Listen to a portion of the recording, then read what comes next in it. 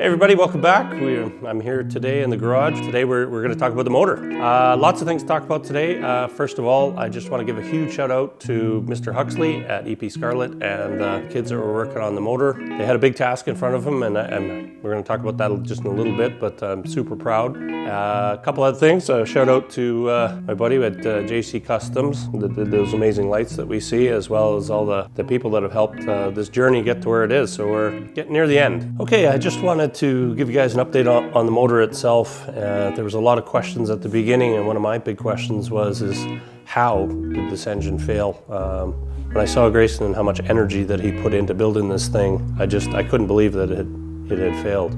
In the end, what happened was when we started up the engine, the fluid was getting by the engine. So what ended up happening is one of the first things we did is the school stripped it all down, took everything apart, where there's the block, and then there's a gasket, and then there's another piece on top. Now, it turns out that the tolerance is about 4 1,000ths. So what we found is when we ran a special bar, the block itself was out by 7 1,000ths. So, and then it turns out that the top half of the motor also was out by 2 1,000ths. So between the two, that was why it failed.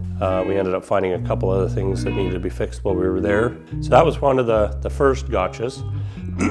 And that was really the biggest project. Now, when you're building something that's obviously over 20 years old, sometimes parts are discontinued. So my job was to find parts and stuff that existed that weren't available anymore. So one of the toughest projects right away was to get all the gaskets. So I was able to piecemeal all the gaskets together through various sites. And then I was tasked with 3 last sets of bolts. And I might say this wrong, but one of them was a crankshaft bearing bolt.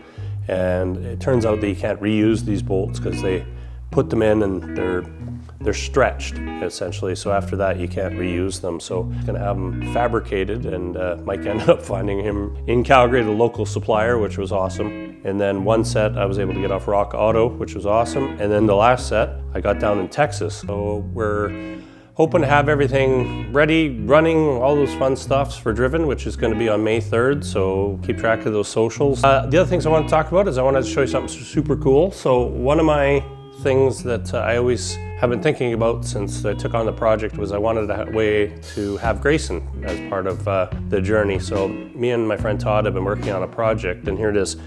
So what it is it's a little turbo, and it's got the date that he passed away and just something special. What's really neat is this center part comes out, and we're able to put Grayson's ashes in there. So I'm really excited about that, and like I said, just wanted a way to bring Grayson along in the journey of the car. Like I said, I've had so many amazing people that have helped, and I'm looking forward to the next steps of what's going to happen. And yeah, that's all I wanted to say today. Thanks.